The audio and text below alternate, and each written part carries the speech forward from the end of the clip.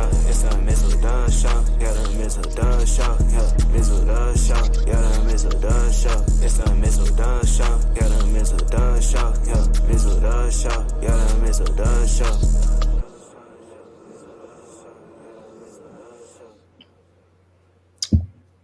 Well, I'm pretty sure you didn't expect to see us this kind of early on a Sunday night, but due to circumstances beyond control, here we are giving you an open forum show here on episode 240.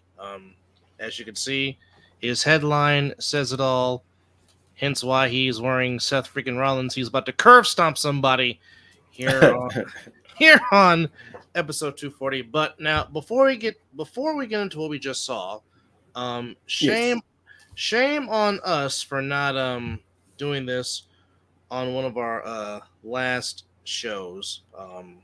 But we would be remiss if we did not honor and talk about the career that was one of Mr. Sid UD, better known to the world as Sid Vicious and Psycho Sid, who just passed away last Monday at the age of 63. He took that character pretty freaking serious, man. If you wasn't scared, hey, look here. I ain't too much scared of a few things, but watching him, I was like, oh shit, this guy's pretty dangerous. Well, I mean, Sid. With Sid, it's hard to really, because the man was over so much, and it just seems like he was never utilized fully to what he could have been.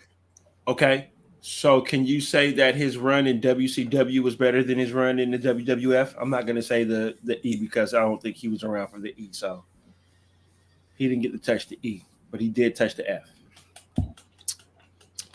Well, I'll say like this: when he first got there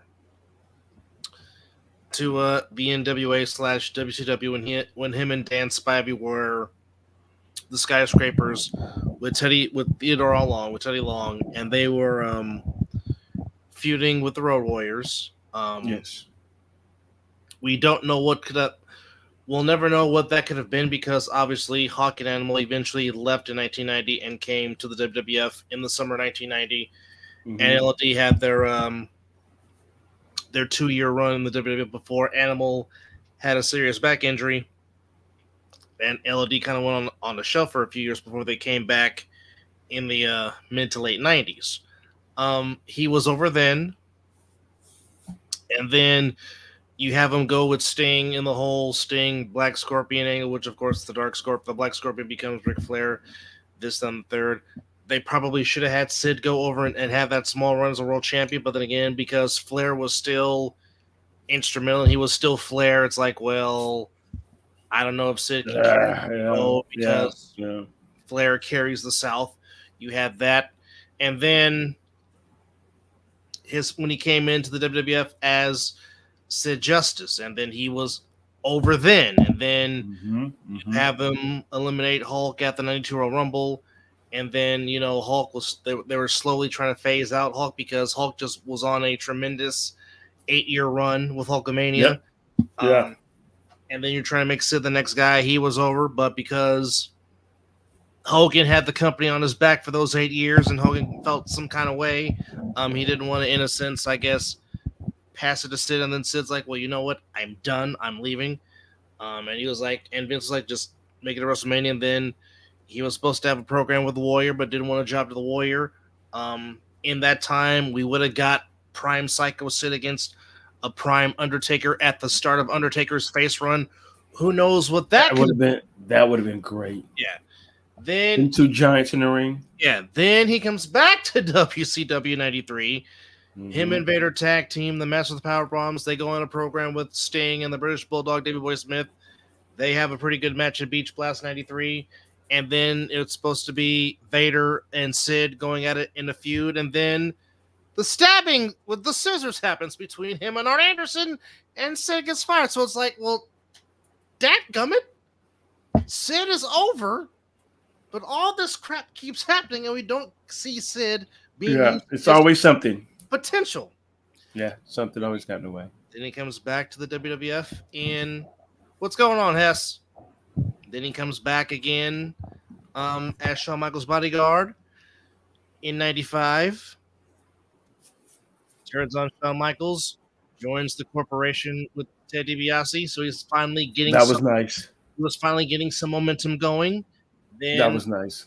Then the face turn, and Psycho Sid happens. Then he finally gets his 2 reigns as WWF champion. Yeah. Michaels in the Survivor Series at Madison Square Garden. Obviously, if you win the title there at the Garden, that's something. He does that. Then drops it back to Shawn at the 97 Royal Rumble in San Antonio. Excuse me.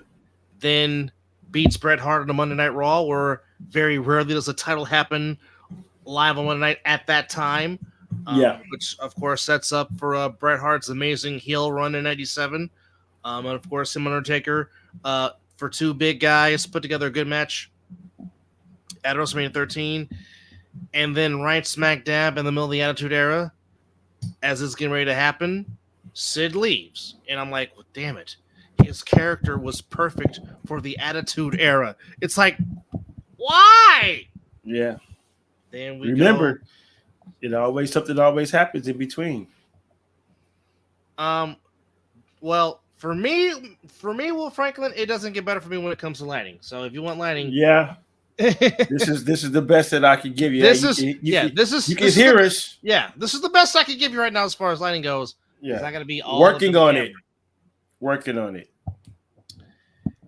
Well, hey, that's always a good thing, getting the little one to sleep so you can relax and have some time to yourself. Yes, that's always a plus. So, and I mean heck, the people he could have had a program with during the Attitude Era. I mean, we could have had a great Stone Cold Sid thing. Him and Undertaker got going. Would have been interesting to see how him and The Rock could have meshed. Him and Triple H as the Psycho Sid character. But we did get to see ECW Sid. And that was great to watch. And that was fun to watch. That was fun to watch. Then he comes back to WCW. And again, the feud with Goldberg. It was great, but it was too damn short. I still say the match that those two had at Halloween Havoc 99 was certainly was one of the best matches they both had. And then he finally gets to okay, look here, Ryan. Okay, all right. All y'all can just you know what? I'm gonna be nice and I'm gonna be cordial. Because you're getting married, I'm gonna hold my peace. Oh, that was nice. Anyhow, and then he comes back, finally wins the world title, and then I don't know who idea this was, but why? I know, Ryan, it's all good, baby, all good, but I really don't know why. Who did you just do the KNBR 680 the thing when they hit home runs and they win? It's all good. The baby. Denzel. That was all the good, Denzel. Baby. It's all good, baby. All right. All right. Damn it, Hess! You just stole my thunder because I was just getting to that. Yes, whoever told him to do that against Scott Steiner in that horrific leg injury. I'm like, okay, first off, he is 6'9", probably has a wingspan of 7'9" or 7'10". Okay, he's tall and lengthy. You do not need him coming off of the rope to do a leg drop. No. And the way, if you haven't seen it, if you don't have a strong stomach, I don't suggest you watch it. Agreed. Because it okay. No, Hess, we do this on this show very, very often. Stealing Thunder happens. Yeah. It should be a damn segment. On the next segment of Stealing Somebody's Thunder. Exactly. There you go. But I mean, think of like this. Think of Joe Theismann and Alex Smith. Oh gosh. In wrestling terms, with Sid. Yeah. But in this not case, as bad as Triple H's, but no, not as bad as Triple H. Just basically going out of his quad trying to do a clothesline, but it was just hideous. But yeah. Oof. That was just it's like like who creatively backstage at that WCW event thought it was you know what, Sid? Let's have you come off the rope when he's never done that in his life. He didn't need to. Again, he's 6'9". He's an intimidating statue of a man. No need for that. No, not at all. But but it was good to see him. But it was good to see him come back on Raw one last time. Yeah. And beat the heck out of Heath Slater. I know he was very adamant about trying into the Hall of Fame. I know he was trying very hard now that Vince was no longer part of the company. But certainly, he could. You're not wrong on that. You're not wrong on that. But hopefully Sid will get some kind of recognition because Sid. In our era of big men, you put Sid in there in the categories with The Undertaker, with The Big Show, with Andre, with Bruiser Brody, with Vader, Nash, big guys that really could move and were agile. Sid was definitely in that top tier, and also had a very good choke slam and a very good power bomb. So that's 100%. Certainly want to give our respects and pay respects to a giant of the business, and actually was a very nice, likable guy. I really didn't hear anybody say anything bad about Sid. This is true. So certainly prayers to Sid's family and to those that were friends with him as we pay tribute to the late Psycho Sid, gone at the young age of 63. So rest in peace, Sid, and thank you for your years and contributions and entertainment to this business. That's good calling that. Switching over to other things. Heck of a football game we saw out here in Allegiant Stadium, as that had it was the largest crowd ever at Allegiant for a football game, even larger than Super Bowl 58 that just took place. Yikes. As 63,000 plus saw 13th ranked LSU take on 23rd ranked USC, and USC in the end gets the win by a final score of 27-20. It was scoreless after one quarter, but this was definitely 15 rounds, and when USC went up 20-17, and you and I were both like, they left too much time on the clock, from which they slightly did, and then USC comes back down, or the LSU comes back down, ties the game back in the mouth. But I'll tell you what, definitely have to give a lot of credit by far. For Lincoln Riley in the Lincoln Riley era of USC football. This by far was the biggest win for that program in his era since he's been the head coach. And I don't know what it is about season openers for LSU, but now that's 5 straight seasons they have lost the season opener. I don't know what it is. I don't know what it is about LSU and neutral sites. It just seems to give them. Yeah, they don't do well. Yeah, it just gives them bad mojo for whatever reason. Yeah, for sure. But as I said to you earlier, this win for USC, given that they're in the Big Ten now, correct, and they beat an SEC team, has more weight than them beating them if they was in the Pac-12. It would have a astronomical push for them in the Pac-12, but now they're in a conference that is what they call that a powerhouse 5 per se, if that still exists. That conference type thing. So, but as we were sitting here saying, that young man was back there throwing that ball. Oh, Miller, and I can't think of number 10's name, but he had 2 spectacular catches in this game. Yeah, Miller Moss none been bigger than the one that set up the game-winning touchdown, because he also got caught a targeting with that, which was a right call. No, Kyron Hudson definitely had himself an afternoon, making some tremendous catches, and Miller Moss definitely was. He was slinging the rock for Southern California.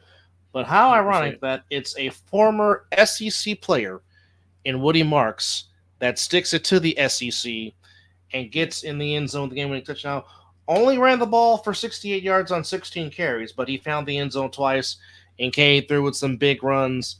This really was like a heavyweight fight. It was back and forth. Neither team really giving an inch, but if you want to just go through both teams were not very good on third down. USC was only 3 of 9 on third down. LSU was only 5 of 13. USC had 447 total yards to LSU's 421. No defense. LSU controlled the game by running the ball. They ran for 117 yards to just USC's 59, but the penalties played a big part. LSU had 10 for 99. USC only had 6. And do it. And if we're looking at time of possession, it was controlled by LSU. They had the ball 6 more minutes than USC, but when it came down to it, when USC needed to make a play. Appreciate you, brother. Thanks for chiming in for a little bit. Have a good shift. Yes, indeed. Yeet. Yeet. But 63,969 was there at the Death Star. Was entertaining, and it definitely was even. There really was no one side more than it. The fan was. It was a mixture of USC red and a lot of purple and gold for LSU. Yeah. It was very well played. Actually, I know our friend Mr. Pratt. He was out there at the game watching it, of course, rooting for his beloved Trojans. I know Tommy, one of the coaches from the Insomniacs, he was at the game. Nice. So he was there in attendance amongst the 63,000 that made the trip. I know there was a lot of LSU fans that definitely made the trip from Baton Rouge. What the heck kind of game? Explain why that was a what the heck kind of game.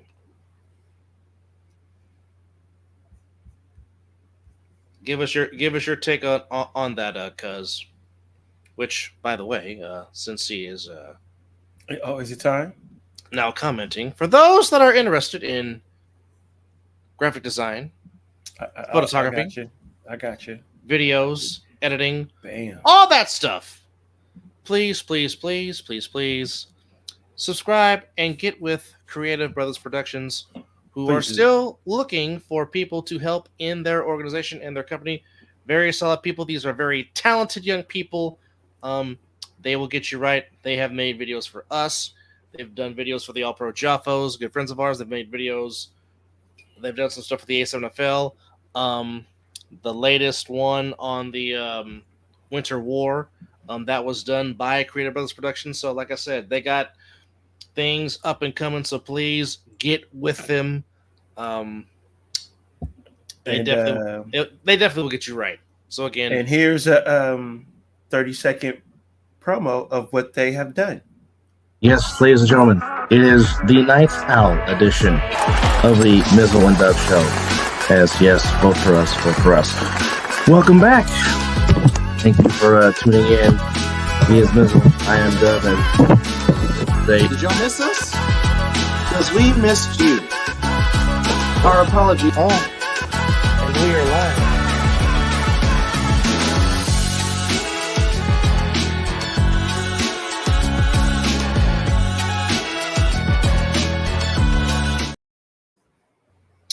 Yes. Again, just some of the work brought to you by Creative Brothers Productions. Once again, videography, editing, graphic design. They do it all. And like I said, if you need, if that's the field you want to be in, please get with them. They're on Facebook. They're on Instagram. They're everywhere. Please get with them. And just a friendly reminder, if you need a beat, if you want someone to make you some music, look no further What you heard? Than the talented young man that actually did the beat for this show. He has many talents. He goes by many names, but many hats. Zordok is the man that puts together these beats, hence why we do call him the super dope beat maker. So any platform you're trying to get at him, there you see it.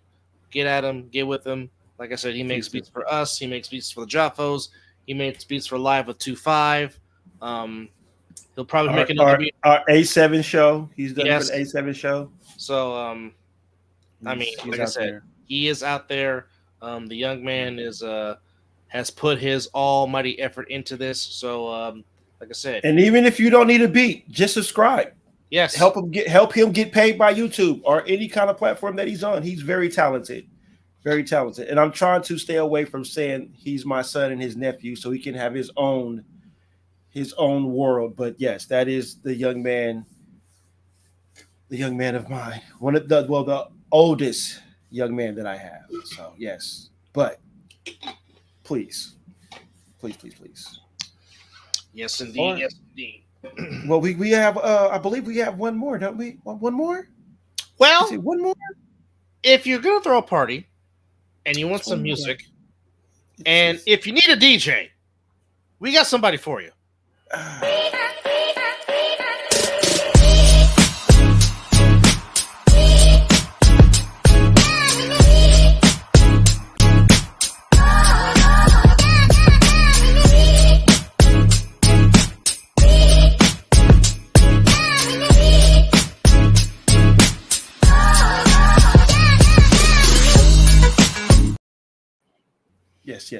Yes. But just one request. Oh, please don't do it. Don't do it. Never, ever. Don't do it. Tell the DJ what to play. Don't Mad Sticks got you, okay? All right? Just know that. Just like I said, you want a DJ, you want music, call DJ Mad Sticks. Also, if you like to talk sports, doesn't matter what sports. Oh yeah.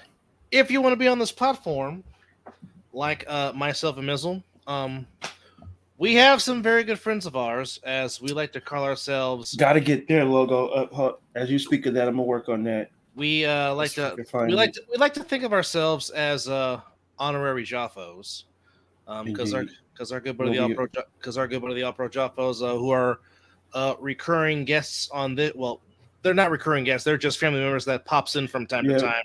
We've got beyond that. Just like we pop on their show from time to time. But they are looking for some new talent to help promote and expand their program. As it is the highly elevated sports talk for the highly elevated sports fan. Again, if you want to get in that field and get on air and show off your talents and harness your craft to possibly turn this into a living and use this platform that we use to do podcasts, please go to the Pruneda Brothers Production on YouTube and on Facebook and on Instagram and on TikTok and on X, aka Twitter. It's coming. They're everywhere. It's coming. Once again, it is the highly elevated sports talk for the highly elevated sports fan called the All Pro Joffos. Again, there you see it. Like I said, if you want to get in this field, we will get a better banner for them. But this is just for right now, for you to get the general idea of what to look up. This is how you can find them on all platforms. Yes. So they're very good people. They're very good friends of ours. And hell, this is the reason why you see Mizzle and Dub on StreamYard right now, having a better platform than what we've had besides Zoom and all the other things that we have done. We're not going to talk about that. Yeah, but like I said, if you want to get in this field, like I said, get with the All Pro Joffos. Please get on the Pruneda Brothers Production pages all across social media and talk to them. And hopefully we will see you on the All Pro Joffos, being a part of the Joffo army, being a part of the Joffo family, and being the highly elevated sports talk for the highly elevated sports fan, which is turned into some great stuff. But now here we go. Meat and potatoes. But now, as much as Disney does some great things Disney sometimes. I bet you was messing with him. Quan, that was 2 weeks ago. You missed that. That was a week ago. You missed the show. 5'9". As you should, cousin. 5'9". You missed. You you a whole week late, sir. We already done that. We did our preview show, but yeah, there was some. Yes. Yes. 5'9". I moved. Yes, I moved. Okay, all right. So yeah, that's why you're seeing me not being all choppy. Yes. Things. Hey, you see, things have been a little bit smoother now, right? You know, yeah. You don't see pissed off faces because the internet is taking a shit. Yeah. So, God still does work miracles. He is still in the miracle working business. Hey, so technically, basically, we can say is we paid our dues for Dub to get to this right spot for the internet to be working. We have fought long and hard. And it's not just the Mizzle and Dub show that has had this issue. It's been other shows. Our A7 show has done it. The other side of the ball has done it. Talking Ish with Dub, Mizzle, and Chris has done it. I mean, I'll get the right saying here. Just I need to start saying it more. It's going to be like flowing a little different, but I'll get it right. 5'9" got jokes tonight. I see. What we see is said move from Twain.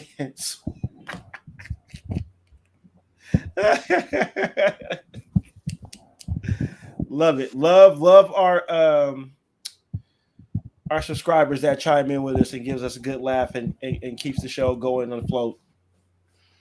But no, appreciate it. But I will say, getting back to USC, which by the way, please, if you haven't yet, really, Ryan, that's how we feel. That's how we feel, Mr. Meeks. We have reached the holy land of internet. Oh my goodness! Wow. Oh man! Wow! Love it. That's perfect. Keep it coming, people. Keep it coming. But Mizzle needs all the laughs right now. So yeah, keep that stuff coming. But heading back, truthfully speaking, I really thought both quarterbacks, Moss and Nussmeier, they both played as well as you can do. Nussmeier was 29 of 38 for 304 yards, 2 touchdowns, and the interception at the end, which came at the end of the game. He took care of the ball the whole game. Both quarterbacks took care of the ball. They delivered the ball when they needed to. Some strikes. They stood in the pocket. The kid from the USC, Moss. Moss. He delivered one strike where the defense was just right in his face, getting his offensive lineman pushed at his legs and still delivering strikes. So. Hey, USC fans, you should mark this day down because it won't come many times. And I don't give a damn if y'all did have a spectacular game. But given that it is week 1 and my team played like shit last week, Mizzle's in a giving mood to talk about the fake ass chop out of Southern California. So it looks like you guys have a quarterback. And like I said to my brother earlier before we got on the show, is that your coach is no slouch. No, he's not a slouch. He knows how to win. And if you heard what the broadcast guy was saying, he says this guy knows when to hide a play and when to call that play at the right moment, i.e. what you saw at the end of the game. So moving to the Big Ten, if you continue to play like that, because you know what, you guys ain't gotten to the meat and potatoes of this conference, because there is some sleeper teams out there that plays defense more than they play offense. So, well, I will say this SEC game, and let's see what happens when you start playing that Big Ten conference. Well, I will say it like this: don't take Utah State lightly. Hello, and don't look ahead, because yes, I know in 2 weeks. As I take my shot, as I gave USC credit, disgusting. Because we know in 2 weeks, on the 21st. Uh-oh. Who we got? They will head into the big house in Ann Arbor, Michigan. Which normally has been a great Rose Bowl matchup, and now to get it 100%. in a regular season That's even better aspect. I mean, good Lord. I mean, you got 107,000 in the big house, and you think and let's not lie. USC will be in there with their fans because for some odd reason they just always tend to find a way to get into opposing. That's what any college. They do. So it's going to be left and right. I'm in 2 weeks, so not this week. That's coming up. Man, I'll be at work. Well, I mean, the game starts at 12:30, so you might be able to watch the first half. Oh, I'll listen to it. So I know I'm pretty sure that if we're in the depends on how work goes and stuff like that, we'll probably give our analysis later on after I get off work. So I'll keep my ear to it a little bit. Now, one thing that is going to take me some time to getting used to is getting the use that Big Ten football is now going to be on CBS after so many years of having the SEC on CBS. Now it's the Big Ten on CBS. So that's going to get strange. I mean, but at least CBS is smart enough to still keep the same iconic college football theme that they've had since the 80s. I mean, they would really want to, right? Yeah, they would. Well, again, I mean, the CBS football theme, the college football CBS theme has worked for CBS. Obviously, for Fox, the NFL theme has worked because they have not changed it in the 30 years they have been affiliated with the NFL, which should tell you something. If the theme works and it's catchy, don't go away from it. You don't have to change your theme every other season. Just a little word of advice from the Blexican that has a shiny bald head. But folks, happy September to you as we are now approaching the season of autumn, or as some like to say, fall, which now officially means Christmas for me. Christmas. I don't care what nobody says.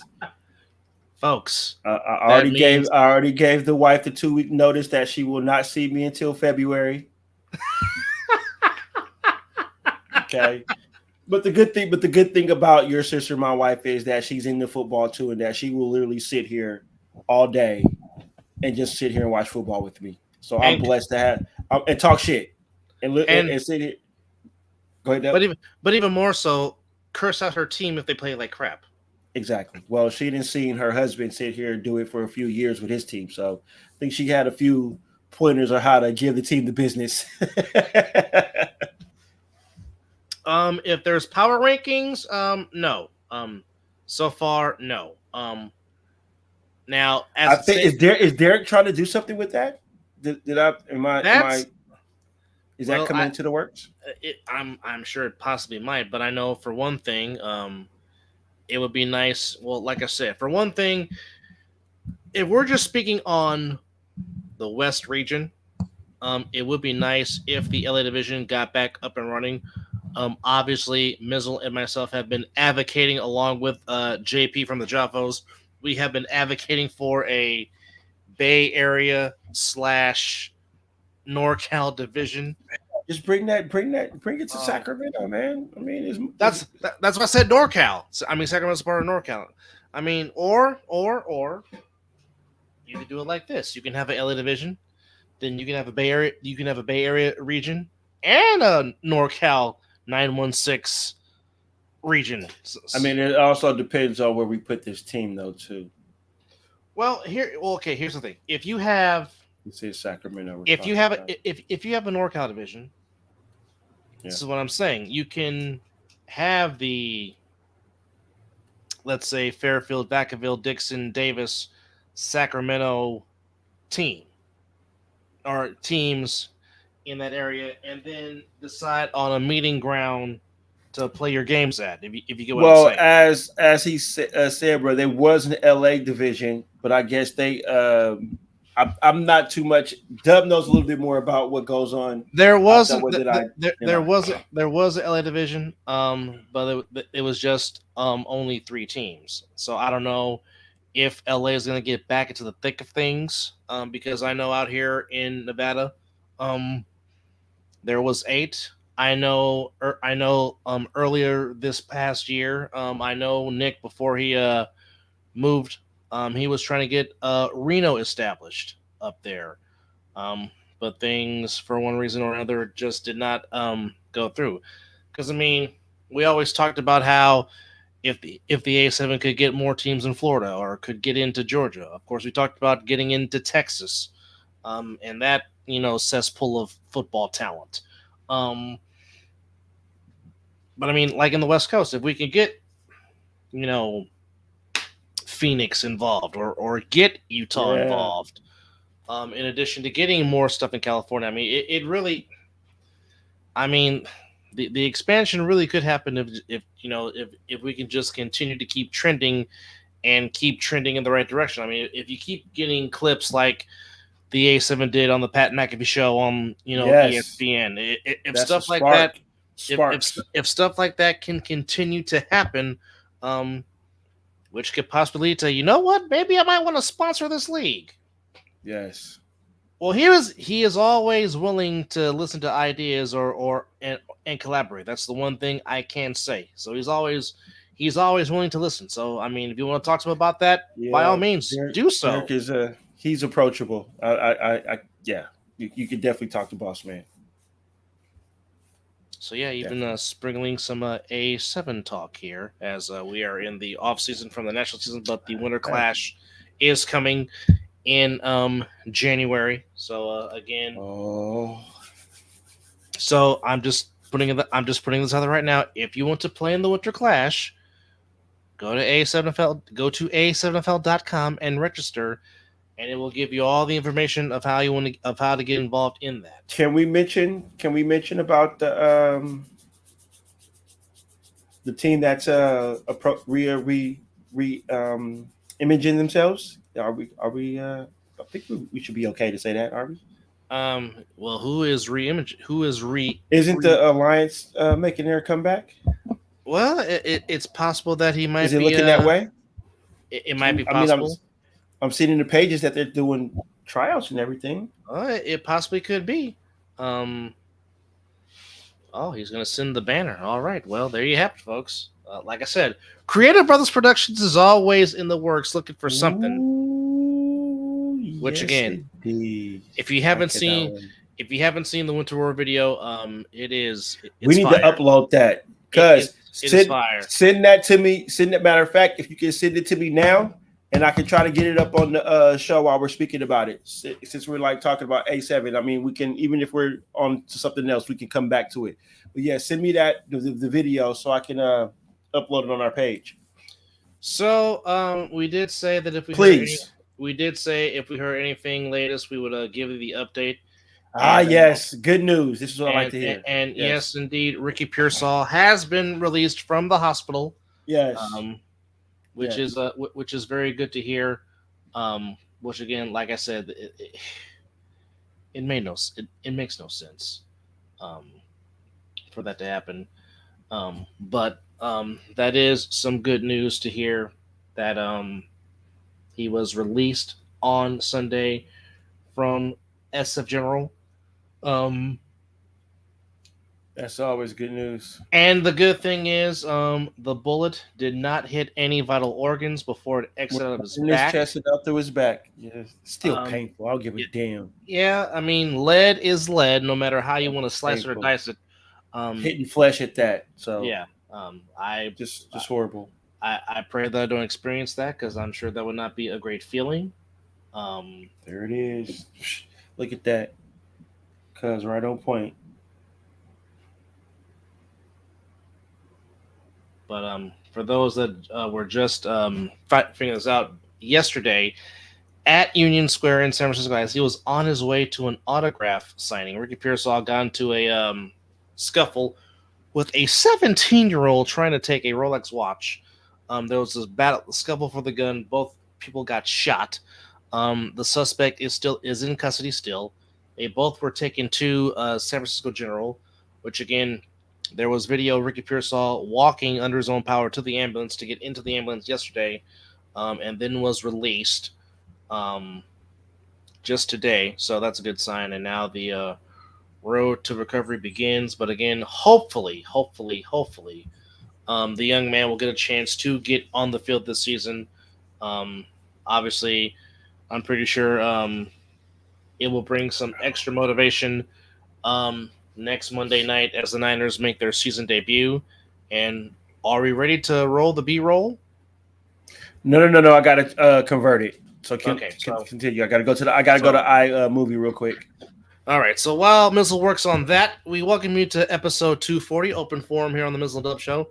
That is Mizzle. I am Dub. We were just talking about a fantastic game. Not a super late edition because my car decided to take a shit today. Yeah. So that's why we're coming to you at 9:49 Pacific Standard Time here on the Mizzle and Dub Show YouTube channel, which again we appreciate and thank all of our subscribers for subscribing to us and yes, we do, finding us entertaining, if you will. But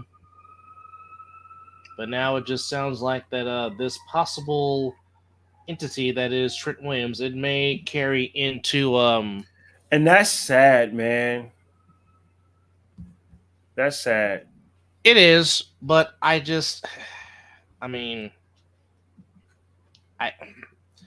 understand he wants to get his money. I do. I get it. I do. But also at the same time, the man is 36 years old, and he necessarily did not play well in the Super Bowl. So there's that. There's that. So I mean, it's you want him there, yes, because obviously when he does not play, the record does show the effect that he has when he's not in there playing, protecting the blind side that is Brock Purdy. But at the same time, it's like, well, you need to think about who's going to be the heir apparent and the replacement to him on that left side of the offensive line. But that just remains to be seen right now in what's going on here with that particular thing. But at the end of the day, hopefully Trent will be back in there. But also, I want to send our congratulations to Darren Baker. Yes, that Darren Baker that was saved by JT Snow's hand in the 2002 World Series. Oh, yes. As he got called up to the big leagues for the Nationals, and although the Nationals got thrashed by the Cubs 14-1, Darren Baker, in his first major league at bat, on the first major league pitch he saw, got his first career major league hit with Mama and Dusty Baker in the crowd, which was very exciting for that to happen. It came in the what inning was it in? It was in the bottom of the ninth as he came in to pinch hit. And what format do we need? I just read what Cut says. We need MP4, right? I believe so. Yes. Yeah, because I'm trying to convert it on the iMovie. So, but yeah, Darren Baker singles on a ground ball up the middle to get his first major league hit with Mama and Dusty Baker in the stands in the nation's capital. So our congrats to him. Going over the scores here in Major League Baseball, the Marlins beat the Giants 7-5 to take the series. 2 of 3 from the Giants as the Giants just continue to can't get over 5, or they get to 500 and then just can't stay over 500. So now they're 2 games back to 500. The Diamondbacks thrashed the Dodgers 14-3 in the desert, as now the Diamondbacks remain 5 games behind the Dodgers in the division. That division is up for grabs as both the Padres and the Diamondbacks are 5 behind of LA. Now, as much as we can't stand this team that wears blue. Oh, joy. Oh, joy. However. Are we really about to talk about him? Okay, go for it. No, I'm just going to talk about one guy because he might do something that's never been done. Who's that? Shohei Ohtani, who is okay. I can respect that. Now, again, if he does this and accomplishes this, as much as this pains me to say this, and I'm going to have to go wash out my mouth for saying this, but hey, if he's the always time for a shot. If he's the first 50-50 guy, it is very hard not to give him the MVP. I'm just now again, I can't stand that team from here to the red sea. It can't stand them. However, they're from Southern California. Yes, they are. However, what Shohei Ohtani is doing is just absolutely asinine, ridiculous. And Agreed. He might become baseball's first 50-50 guy. With that said, it'll still make something. But with that said, it'll still make it all the sweeter when the Dodgers again choke in October because that's just what they do. So, the Kershaw meme, I got that saved. I'm always prepared for when the Dodgers make it to the playoffs. It's always saved. But I mean, what Ohtani is doing is just ridiculous, and I mean he just continues to thrive. But again, Ohtani has never been in the postseason. So, how will that affect him? We don't know. So we will see how. Because I mean, there's baseball, and then there's October baseball. Just like there's football, and then there's football in January. It is a different beast. It is a different animal, and we will see how much he will handle that. But just continuing on scores across Major League Baseball on this 1st of September. Rangers in the 10th on a walk-off beat the A's 6-4. Cincinnati beats Milwaukee by a final score of 4-3. We just talked about the Cubs beating the Nats 14-1. Cardinals beat the Yankees in the Bronx 14-7. Tigers beat the Red Sox 4-1 in the Motor City. Guardians beat the Pirates 6-1 in Cleveland. San Diego beats the Rays 4-3. Astros beat the Royals 7-2. Twins beat the Blue Jays 4-3. Mets shut out the White Sox 2-0. Orioles beat the Rockies 6-1 in Denver. Angels win 3-2 against the Mariners at home in Anaheim. And in 11, the Phillies beat the Braves by a final score of 3-2. So what does that mean standings-wise? We just said in the NL West, it is the Dodgers up 5 on the Diamondbacks and the Padres in the East. It is the Phillies with a 7-game lead on the Braves, 8 on the Mets. Milwaukee still has the largest lead out of anybody. Out of all the division leaders in baseball, they have the biggest lead with a 9-game lead over the Cubs. As the Cubs have been playing some very good baseball, they are 9-1 their last 10, and they have won 6 in a row. And the Cubbies making some noise trying to get into that wild card spot in the National League, to which, if we're going by the wild card of the National League right now, it is still the Diamondbacks, Padres, and the Braves as your 3 wild card teams, but the Mets are 1 game behind the Braves for that last wild card spot. And, of course, as just mentioned, the Cubs are making some noise. They're only 3 games back. Cardinals 5 back, Giants 6.5 for that last wildcard slot in the National League. In the American League, like I said, we knew it was going to be back and forth. It is still back and forth, but right now, only by a half game, the Yankees have a lead over the Baltimore Orioles in the American League East. In the Central, right now the Guardians up 3.5 on the Twins and the Royals in the Central. And in the West, the Astros with a 6-game lead over the Mariners. But if we're talking wild card of the American League, it goes like this. Right now, it will be the Orioles, Twins, and Royals as your wild card representatives in the American League, with the Red Sox right there and the Tigers right there trying to chase the Royals for that last spot. KC is 4.5 ahead of Boston and 5 ahead of Detroit. And that's what's going on in Major League Baseball. There are some games here on Labor Day.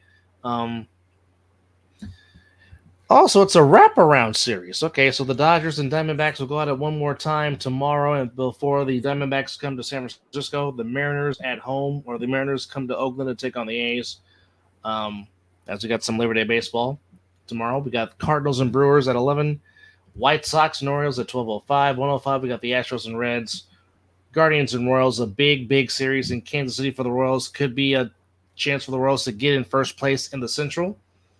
Tigers on the road to San Diego, rematch of the 84 World Series that took place 40 years ago with the Bless You Boys. Twins and Rays in Tampa, Red Sox and Mets, rematch of the 86 World Series in Queens. Pirates in the friendly confines of Wrigley Field, and the Yankees going to Texas to play the Rangers. That's at 5. So a very nice slate of Labor Day baseball in the major leagues. And also tomorrow, Mizzle's beloved Florida State Seminoles will try to get back on track. Oh, joy. You can hear the passion in his voice, folks. But Florida State will try to get back on the winning track as they take on Boston College. It is the home opener at the Doak tomorrow, which you also can catch that game on ESPN. Even with Florida State losing, they're still getting Florida State minus 16. The total is joy. The total is 49.5. And if you're going money line, Boston College plus 550, Florida State minus 800. As Mizzle is still working on the banner. Yeah, it's giving me it's not letting me I'm trying to hold on. We might be having I'm trying to find that how you showed me how to convert it. I can't find that. I didn't save it as a picture. Oh. All right. Oh, wait. I think hold on, wait a minute. Things are starting to happen now. We might have some action here. Hold on. All right. Well, right now, a little bit of boxing news while Mizzle tries to get that. Oh, we have boxing news. Perfect. Keyshawn Davis and Gustavo Lemons are finalizing a deal for a November 8th lightweight fight taking place at the legendary Norfolk Scope Arena in Norfolk, Virginia. That will be part of a Friday night edition of Top Rank Boxing. Davis, of course, was a silver medalist in Tokyo, 25, and he is ranked number 5 at the 135-pound division. As we know, lightweights like to throw that leather. So yes, they do. That will take place. Shakur Stevenson will defend his title on October the 12th against Joe Cordina. That kid is too good. That will take place, looks like, in Saudi Arabia. So we got that going on right now. Also, we see that Mike Tyson is ready to go after a health scare. He's ready to go to fight Mr. Paul. So that fight will still. Are we're still trying to do that, huh? Apparently, Tyson is, yes. I don't know why. Why? Can you explain? Well, that's the same reason of why Floyd Mayweather literally fired a referee in the middle of an exhibition bout. You stop it right now. You stop it right now. So they went a 8-round exhibition fight in Mexico City with no judges for this fight. Apparently, it was a rematch that ended in a brawl back in Florida last June. Wow. Wow.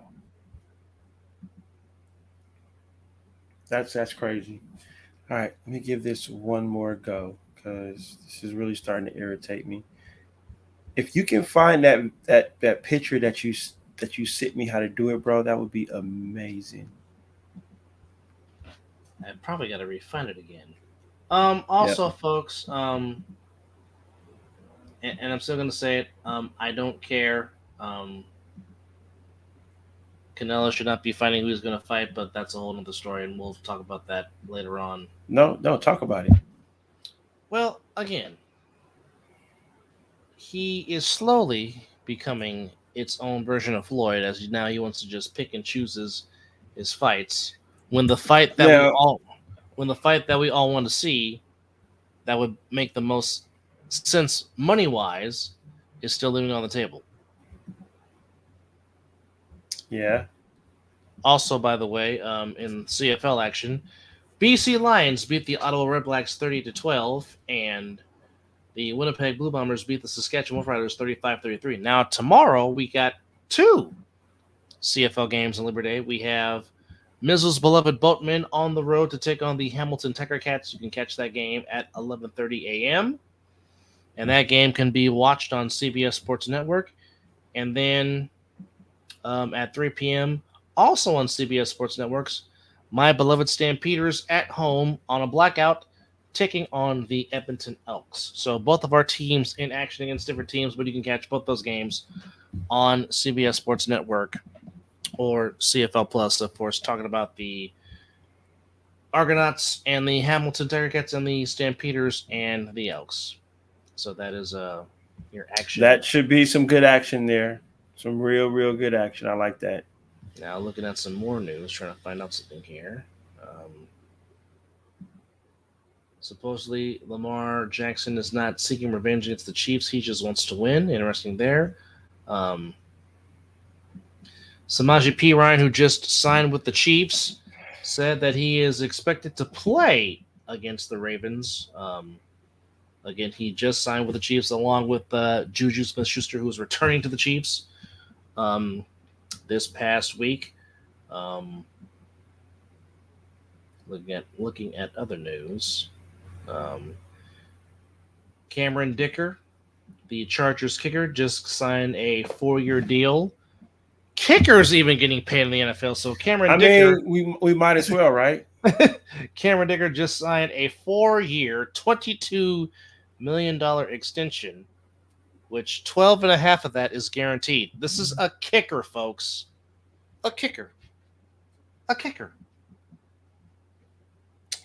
mean, hey, what are we supposed to say? If a kicker can get, they're very important too, you know. So here's something. So hold on, let's look at this here. So here are the current Super Bowl odds right now. If we're gonna, for those that are wanting to place bets, obviously the Chiefs are still up there with plus 500. Niners at plus 600, Ravens plus 1,000, Lions plus 1,000, Eagles plus 1,100, Bengals plus 1,300, Bills plus 1,600, Texans plus 1,600, Cowboys plus 1,800, Packers plus 1,800, Jets plus 2,000, Dolphins plus 2,500, Dolphins are the Falcons plus 3,000 for the Rams, plus 4,000 for the Browns, plus 4,000 for the Chargers. So there you have it with some interesting odds. Oh, baby. Is it ready? Folks? Here is another something that Creative Brothers Production has put together. Without any further ado, Mizzle will present you this little short video clip right here, right now. Winter is coming. And he can make something magical happen here. And there goes the ball. It's going. You're a fan. Battles will be won. Hold on now. At the 30, and he Who's going to take victory? He's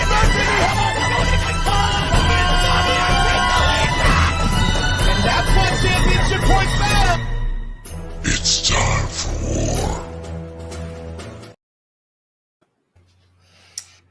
So that was just a little sample of the Winter War coming up here in the A7FL, which normally would be called the Fall Brawl, but it's going to be the Winter War, which will take place in the month of January.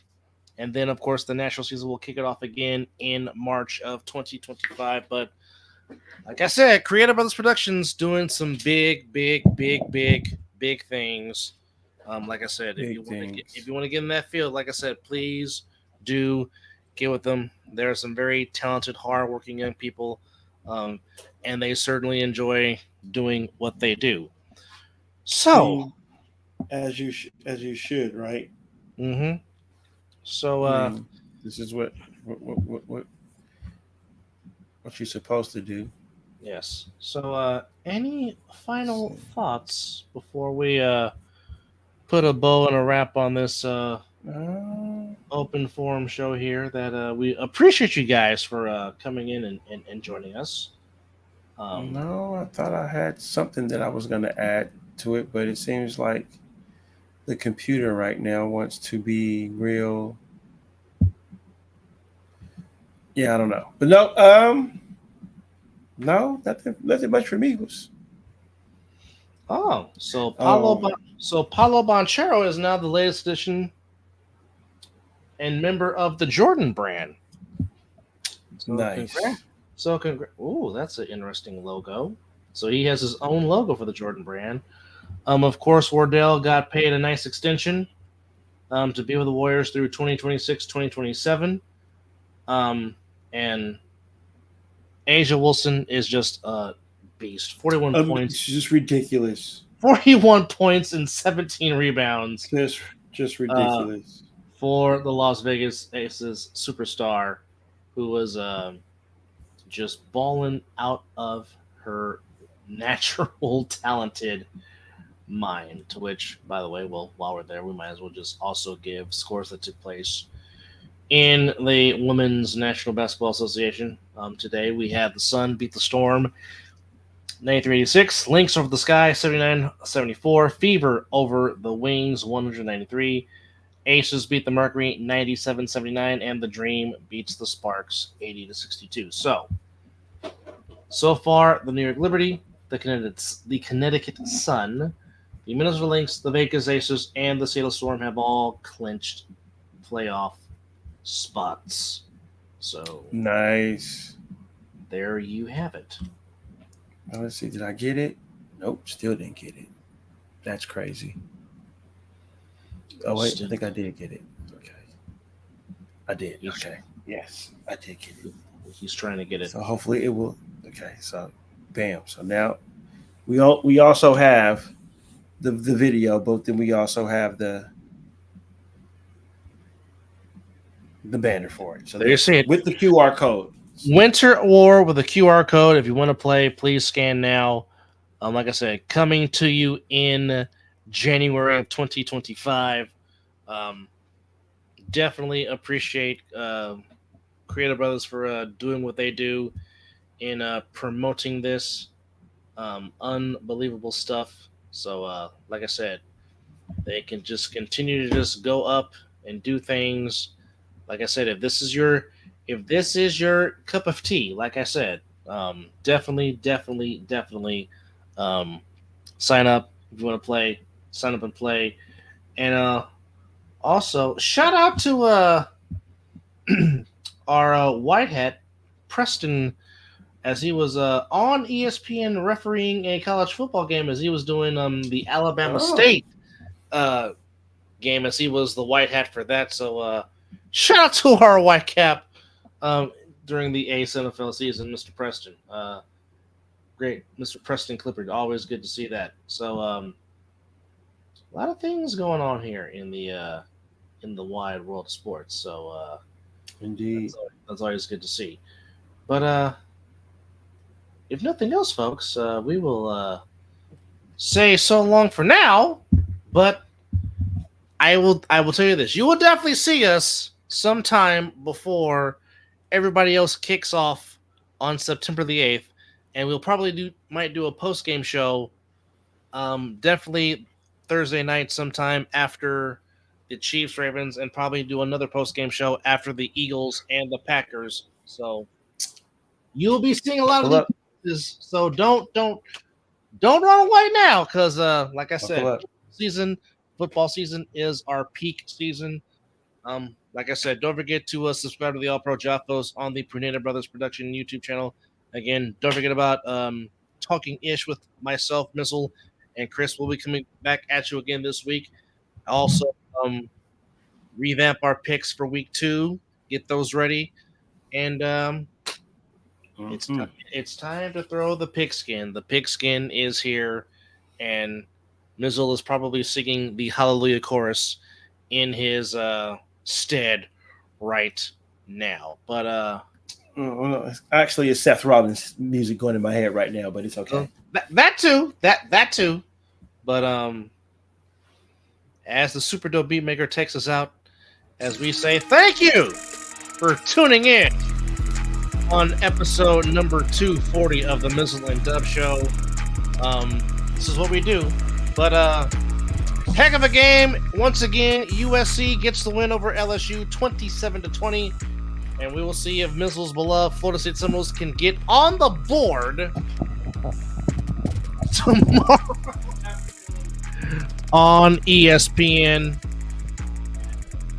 With that and said, Mr. Franklin, if you're still watching, we will try to work on that lighting situation. But right now, you're gonna get it's what you're gonna get right now. I got nothing else to say on that. Anyhow, for Mizzle, I'm Dub. You have been watching episode 240 of the Mizzle and Dub Show. And as always, it's 12:05 o'clock. Some damn world. Yeet. Big G. Always easy. The G just cannot never go around. That's just a super dope beaker. Dope beat maker just takes us out, man. You know. Shout out to the kid, man. Shout out to everybody that's chimed in with us, all our subscribers. We love you guys. Please continue.